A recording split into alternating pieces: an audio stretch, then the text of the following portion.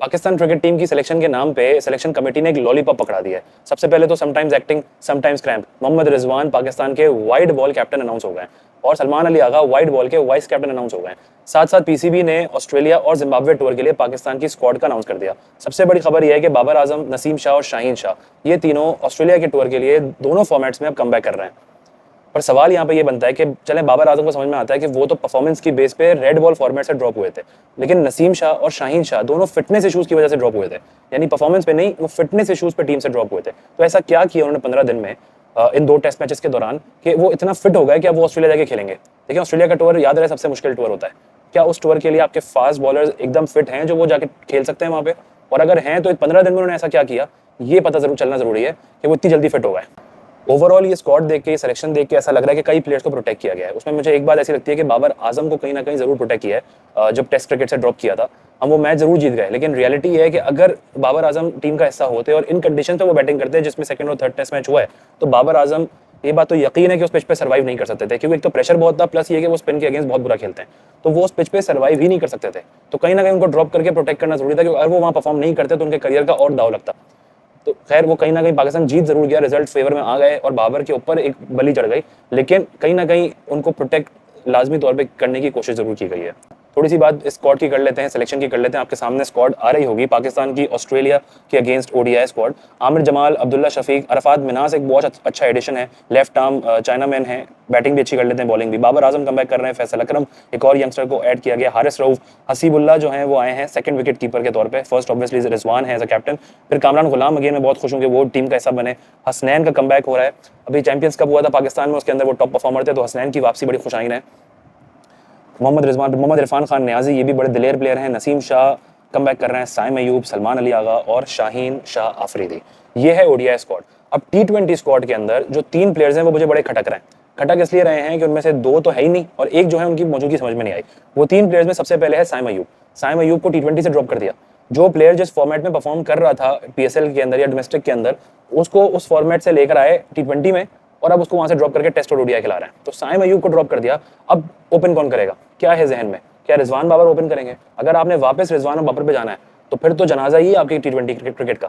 फिर वो आप आगे बढ़ ही नहीं सकते। ऑस्ट्रेलिया के वर्ल्ड कप में हमने देख लिया था कि रिजवान बाबर ने किस तरह की परफॉर्मेंसेस दी हैं।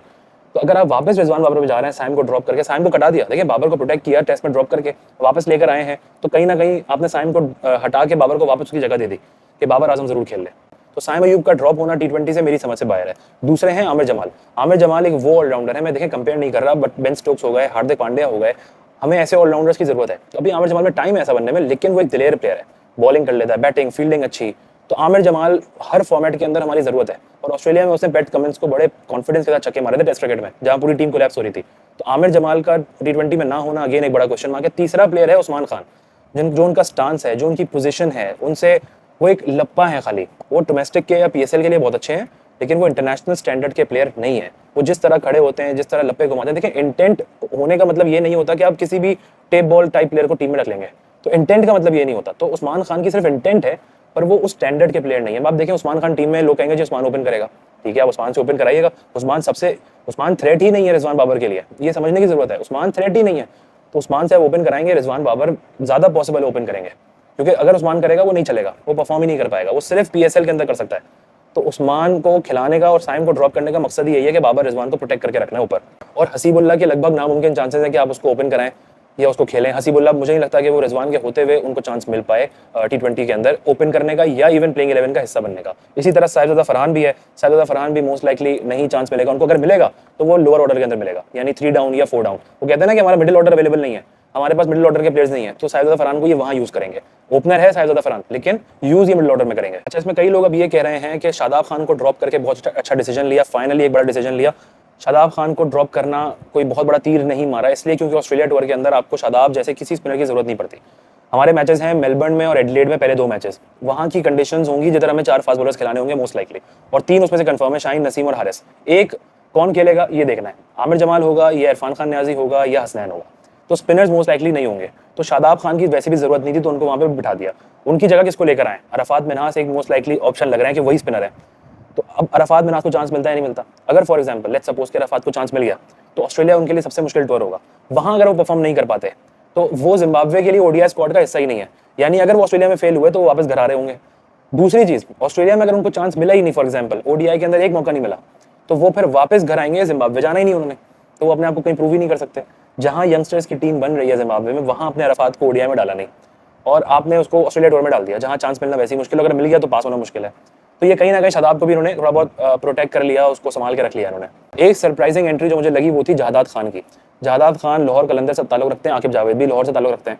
तो जहादात खान की इतनी अर्ली एंट्री हो गई है, उन्होंने मुश्किल से 3 फर्स्ट क्लास मैचेस, 18 लिस्ट है और 23 T20 खेले, कोई परफॉर्मेंसेज नहीं है, उन्होंने चंद परफॉर्मेंसेज दी हैं पीएसएल के अंदर, वन ऑफ सीजन में वो खेले थे और उसके बाद उनको इतनी जल्दी लेकर आ गए। बहुत ही सरप्राइजिंग था ये कि आपने जहादात खान को इतनी जल्दी एंट्री दी। Similarly Ahmed Daniyal against Zimbabwe, Ahmed Daniyal भी लाहौर कलंदर से हैं, अगेन आकिब भाई भी लाहौर कलंदर से हैं, दानियाल ने भी फर्स्ट क्लास और लिस्ट ए के कोई मैचेस 10 से कम खेले हुए हैं। इतनी जल्दी क्या थी उनको लेकर आने की, क्या और टैलेंट नहीं है हमारे पास? अच्छा, इसमें 2 प्लेयर्स ऐसे हैं जिनकी सिलेक्शन मुझे बहुत अच्छी लगी अगेंस्ट जिम्बाब्वे टूर के लिए, वो है शाहनवाज धानी और तैयब ताहिर। तैयब ताहिर बहुत टैलेंटेड है, एक सॉलिड मिडिल ऑर्डर के बैट्समैन है, स्पिन भी अच्छा खेल लेते हैं, इन्हीं को कैरी करना जानते हैं। बट मसला ये है पीसीबी इतना डिले कर रहा है कि उनका करियर एंड होने का टाइम पे आने वाला है, उनको चांसेस ही नहीं मिल रहा है। But anyways it's good to see कि वो अब इस वक्त सेलेक्ट तो हुए। फिर दूसरे हैं शाहनवाज दानी, जिनको अब हमारे ही बोर्ड ने ग्रूम नहीं किया, कभी एक मस्खरा बना दिया कि भाई वो मस्ती करता रहे, वो तफरियां करता रहे, लोगों को खुश रखे, और शाहनवाज दानी को कभी सही से यूटिलाइज नहीं किया। अभी इमर्जिंग एशिया कप में भी अच्छी बॉलिंग की है, वैसे भी वो डोमेस्टिक में अच्छी बॉलिंग कर रहे हैं, तो अगेन अच्छी बात है कि शाहनवाज दानी को एक चांस मिल रहा है। और बड़ी अच्छी एंट्री वो है सुफियान मुकीम की। सुफियान मुकीम को पाकिस्तान स्क्वाड का ऐसा बनाया गया, ऑस्ट्रेलिया के अंदर भी और जिम्बाब्वे के लिए भी। बहुत टैलेंटेड स्पिनर हैं, आई होप कि उनको चांसेस मिलें, प्लेइंग 11 का हिस्सा बने, खेल सकें, प्रॉपर तरीके से उनको यूटिलाइज किया जाए, तो वो आपके लिए एक फ्यूचर पर्सपेक्टिव के तौर पे लॉन्ग टर्म टीम का हिस्सा बन सकते हैं। बट अगेन पर्सनली मुझे ऐसा लगता है कि ये शादाब खान की प्रोटेक्शन के लिए अरफात मनास या सुफियान मुकीम को इतने चांसेस देंगे नहीं। अगर दे भी देंगे तो एक आध मैच खिला देंगे, उसके बाद फिर ये वापस ड्रॉप कर देंगे, ताकि कहीं ना कहीं शादाब की प्लेस सिक्योर रहे। अच्छा, फिर आते हैं कुछ प्लेयर्स के ऊपर जो बिल्कुल ही इग्नोर हो गए, जिनको किसी ने पूछा ही नहीं। एक तो उसमें हमने शुरू में बात की कि T20 के अंदर से साइम अयूब और आमिर जमाल का ड्रॉप होना। एक है मोहम्मद वसीम जूनियर, वो सडनली गायब हो गए। उन्होंने अपने आप को इंप्रूव किया था, वो नजर आ रहा था कि एक वाहिद बॉलर है जो डेथ ओवर्स में अच्छी बॉलिंग कर सकता है, रिवर्स उनके पास मौजूद था, फील्डिंग अच्छी कर रहे थे, अगेन दिलेरी से खेल रहे थे, वो सडनली गायब हो गए, कहीं नजर नहीं आ रहे। वो क्यों गायब हो गए, क्यों बिठा दिया गया, कोई जवाब भी नहीं दे रहा इस बात का। वो हर जगह से गायब हो गए, किसी जगह डोमेस्टिक के अंदर, चैंपियंस कप के अंदर, इंटरनेशनल के अंदर, इज नोवेयर। क्यों इतना उनको इग्नोर किया जा रहा है, क्या रीजन हो सकता है, ये अभी तक कहीं सामने नहीं आ रहा। उनका ड्रॉप होना जो है वो बड़ा अफसोस है कि आपने उनको मुकम्मल तौर पे इग्नोर कर दिया। हसनैन की वापसी मेरे लिए बड़ी खुशाइन बात है, क्योंकि हसनैन एक बड़े टैलेंटेड बॉलर हैं और उनका एक्शन का मसला भी ऑस्ट्रेलिया के अंदर ही हुआ था। ऑस्ट्रेलिया की कंडीशन से वो वाकिफ भी हैं, बिग बैश भी खेले हुए हैं, तो वो कमबैक कर रहे हैं। अभी डोमेस्टिक में टॉप परफॉर्मर थे, तो अच्छी बात यह है कि वापस आ रहे हैं। एक्सप्रेस पेसर भी हैं, तो हारिस के साथ एक हसनैन हमारे पास एक्सप्रेस पेसर है। हारिस तो वैसे भी वो हैं कि आओ मुझे पीटो, मुझे मारो, वो उनकी कोई लाइन और लेंथ इतनी होती नहीं है। बट अगेन ऑस्ट्रेलिया के अंदर हारिस फिर भी कुछ ना कुछ बेहतर बॉलिंग कर लेते हैं। तो हारिस, हसनैन आपके पास एक्सट्रीम पेसर्स हैं। शाहीन और नसीम पे आखिरी बात मैं फिर वही कहूँगा, सवाल यही बनता है कि फिटनेस पे ड्रॉप हुए थे तो इतनी जल्दी वापस कैसे कमबैक कर रहे हैं, या इतनी जल्दी वो फिट कैसे वापस हो गए। तो ये सवाल वहीं का वहीं खड़ा हुआ है कि आपने किसी प्लेयर को फिटनेस पे ड्रॉप किया तो फिर वो इतनी जल्दी वापस कैसे आ गया। एक प्लेयर जो हर फॉर्मेट से इस स्क्वाड से बाहर हो गया वो है फ़खर जमान। फ़खर जमान को पीसीबी चेयरमैन मोहसिन नकवी साहब ने पूछ ही लिया होगा, हुण आराम है, सकून पड़ गया ट्वीटे करके। देखें, एक प्लेयर ड्रॉप होता है, 18 इनिंग से बाबर आजम ने परफॉर्म नहीं किया तो ड्रॉप हो गया, इट्स एब्सोल्युटली फाइन। कि वो ड्रॉप नहीं हो सकता, कोई लकीर पत्थर की लकीर है क्या बाबर आजम? कोई ज़रूरत ही नहीं थी फ़खर जमान को वहाँ पे ट्वीट करने की। हर प्लेयर ड्रॉप होता है परफॉर्मेंस के ऊपर। तो अब हो ये रहा है कि जिसके लिए फ़खर जमान ने आवाज़ उठाई थी वो प्लेयर टीम में है, फ़खर जमान खुद सेंट्रल कॉन्ट्रैक्ट से बाहर हो गए। देखिए, ये होता है। अब फ़खर को समझ में आ जाना चाहिए कि बाबर आजम किसी के सगे नहीं है। बाबर आजम अब आपके लिए एक आवाज़ नहीं उठाएंगे, आप टीम से बाहर हो गए। डिस्पाइट आपने कोई इतनी बुरी परफॉर्मेंस नहीं थी, फिर भी आप टीम से बाहर हो गए। तो शाहीन को भी ये बात समझ में आ गई थी कि जब शाहीन कहते थे सोचना भी मना है बाबर आजम के लिए, और बाबर आजम ने एक सेकंड नहीं लगाया था शाहीन से कैप्टनसी छीन कर अपने पास रखने के लिए। यही काम फ़खर जमान के साथ भी हो गया। फ़खर जमान ट्वीट करते रह गए, बाबर आजम टीम में आ गए, फ़खर जमान सेंट्रल कॉन्ट्रैक्ट से बाहर हो गए। तो ये बात अब समझ जानी चाहिए कि आपने जिस बंदे के लिए बात उठाई थी वो किसी का अपना नहीं है, कोई किसी का अपना नहीं होता। अपने गेम पे फोकस करें, किसी की उठाओ गिरी पे नहीं।